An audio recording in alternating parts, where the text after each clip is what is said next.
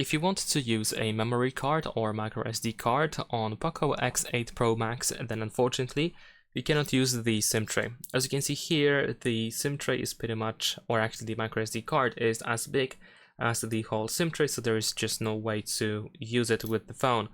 Therefore, the only solution and the alternative is the memory card reader.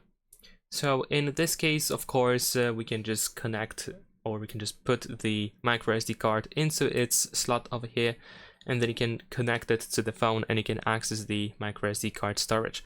Now, of course, this is not like a great solution because it's not the point to have this tool connected, or accessory actually. It's not the point to have it connected all the time to the phone and then walk around with it.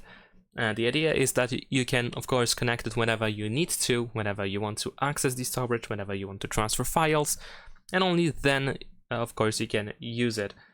It is definitely convenient to have this thing around, and that is the only way to actually access the microSD card storage, but it is just an example solution.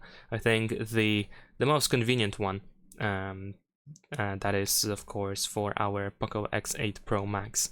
So that's pretty much it. Leave a like and subscribe.